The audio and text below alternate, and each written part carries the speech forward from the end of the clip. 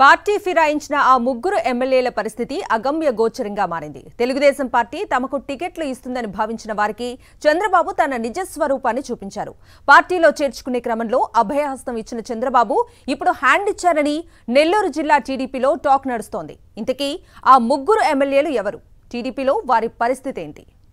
మంత్రి పదవి రాలేదని ఒకరు, అడ్డంగా దోచుకునేందుకు అధిష్టానం అడ్డుగా ఉందని మరొకరు, వచ్చే ఎన్నికల్లో టికెట్ రాదని ఇంకొకరు, ఇలా స్వలాభం కోసం తెలుగుదేశం పార్టీలో చేరారు.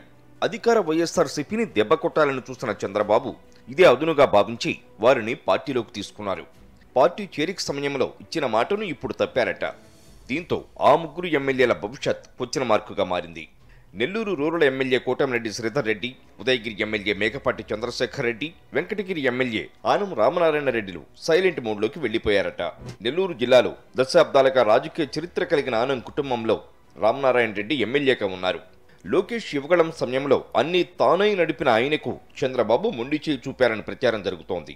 తొలుత ఆత్మకూరు టికెట్ అడిగిన ఆనం అక్కడ ఎమ్మెల్యే విక్రమ్ రెడ్డి యాక్టివ్గా ఉండటం, సర్వేల్లోనూ భంగపాటు తప్పదని తేలడంతో వెంకటగిరి కావాలని అధిష్టానాన్ని కోరారట.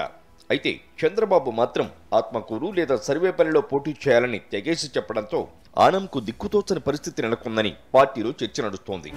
ఇక ఉదయగిరి ఎమ్మెల్యే మేకపాటి చంద్రశేఖర్ రెడ్డికి కూడా చంద్రబాబు వెన్నుపోటు పొడిచారట. మీ భార్యకు పార్టీలో రాష్ట్ర స్థాయి పదవిస్తామని, టికెట్ ఆశలు పెట్టుకోవద్దని చంద్రబాబు చెప్పారట. దీంతో ఉన్నది పోయింది, ఆశించిందే అందడం లేదని అనుచరుల వద్ద మేకపాటి చెప్పారని ఉదయగిరి టౌన్లో చర్చ జరుగుతోంది. అటు నెల్లూరు రూరల్ ఎమ్మెల్యే కోటమిరెడ్డి శ్రీధర్ రెడ్డి పరిస్థితి కూడా అయోమయంగా మారింది. రూరల్ టీడీపీ టికెట్ నీదేనంటూ మాట ఇచ్చిన చంద్రబాబు ఇప్పుడు ఆ సీటు జనసేనకు ఇస్తున్నారంటూ జనసేన నేతలు లీకులు ఇస్తున్నారు. జిల్లాలో తమకు ఒకే ఒక్క సీటు వచ్చే అవకాశం ఉందని, రూరల్ టికెట్ జనసేనకే కేటాయిస్తున్నారంటూ జన సైనిక్స్ ప్రచారం చేసుకుంటున్నారు. మొత్తానికి వైఎస్ఆర్ కాంగ్రెస్ పార్టీ నుంచి టీడీపీలోకి వెళ్లిపోయిన ఈ ముగ్గురు ఎమ్మెల్యేలకు టికెట్లు ఖరారు కాకపోవడం, వారి చుట్టూ చంద్రబాబు రాజకీయాలు చేస్తూ ఉండటంతో వారు అయోమయంలో పడ్డారట.